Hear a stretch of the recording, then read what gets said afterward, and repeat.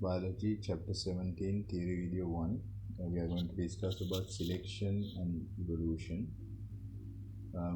Now, when you take variation, now you have learnt about the evolution in different stages. Now we are going to discuss the principles that you have learnt in greater detail. Now, in chapter 16, you have learnt about sexual reproduction and how it results in genetic variation among individuals in a population of the same species. Now, this genetic variation can be caused by the independent assortment of chromosomes and therefore alleles during meiosis. So, in meiosis, you know how they get arranged, and then when in the division of when cell division is going to take place, the chromosomes get arranged in an independent manner. So as a result, the alleles develop in the same independent manner, and as a result, in meiosis, the characteristics will vary. Then the crossing over between chromatids of homologous chromosomes during meiosis. So this is another thing that can happen during meiosis. That is the crossing over of chromatids. Then random fusion of gametes, random mating between organisms within a species. So as a result, this the random combination of gametes having different characteristics will also result in genetic variation. Then the final one is mutation. Now, the first three of these processes, they actually reshuffle the existing alleles. So the same alleles, there is no change in the alleles, but they reshuffle whatever the alleles that are present. So in different combinations, and as a result, they will differ from their parents. So this genetic variation will produce phenotypic variation, and that is something that you have already done. Phenotype is the characteristic that is shown. So the characteristic will differ from one organism to the other. Now, when you go to mutations, you know that it is not a reshufflement of the present alleles. So we have learnt about gene mutations. They produce completely new alleles. For example, when during the DNA replication, if there was a mistake, then the new base sequence will result in new characters being formed. So then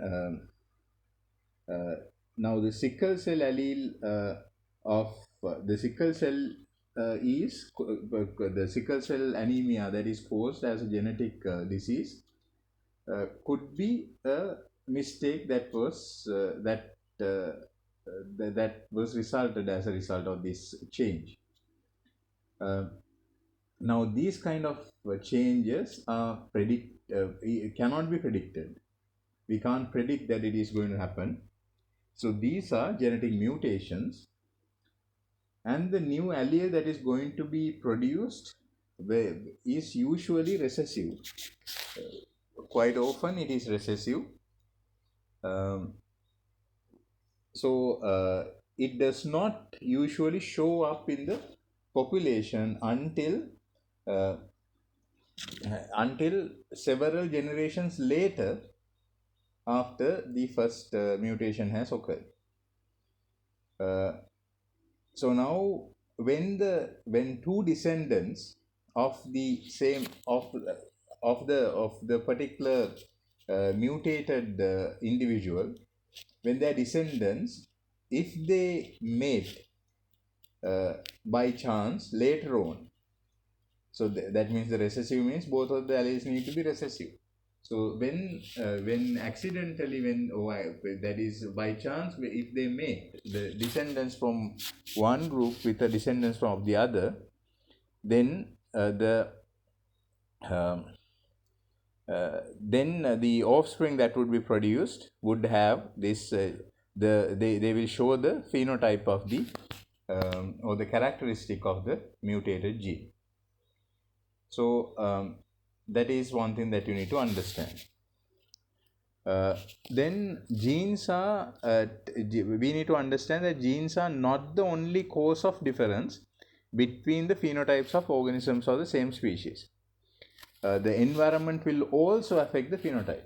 Now, when you take uh, a plant that has genes to produce only plants that are tall, but if there is plenty of sunlight and a good supply of minerals and water in the soil, uh, then it will grow up to that, because all the conditions are satisfied.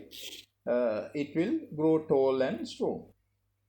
But if one of these are not there, it cannot grow up to the potential that is determined by the genotype. That is, the gene cannot be fully expressed because there are some conditions that are not fulfilled.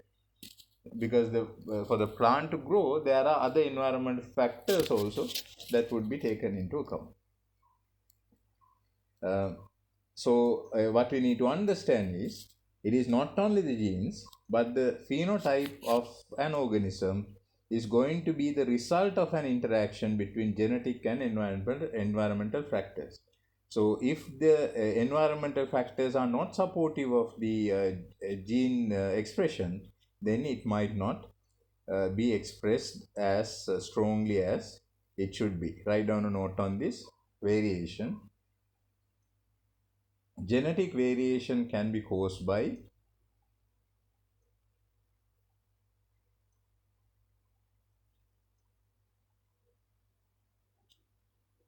number one, independent assortment of chromosomes and therefore alleles during meiosis.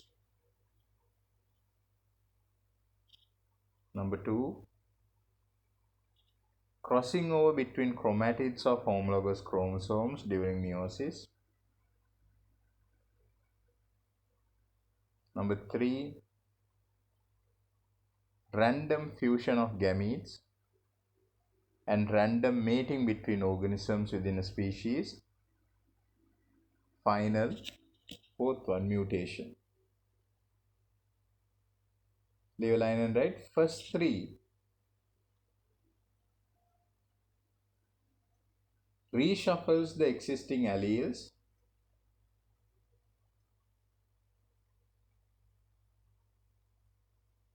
so that their phenotype varies from their parents. This is phenotypic variation. Mutations, leave a line under that, mutations produce a completely new allele,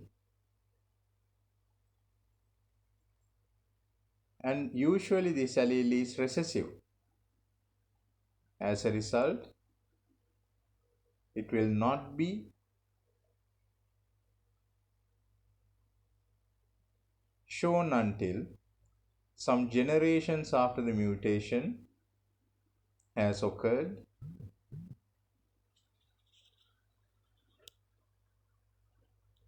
when two descendants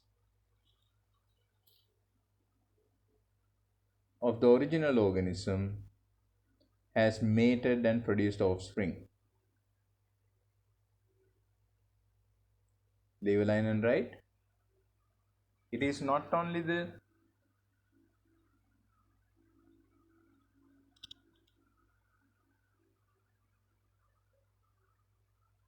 genes that affects the expression of the phenotype, but also environmental factors. If the environmental factors are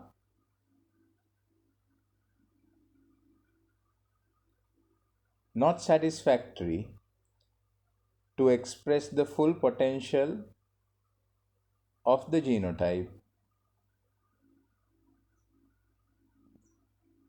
phenotype will not be fully expressed. Therefore, phenotype of an organism is a result of interaction between genetic and environmental factors. I hope you understood. If you have any difficulties, please ask me. If you understood, please attempt question number 1.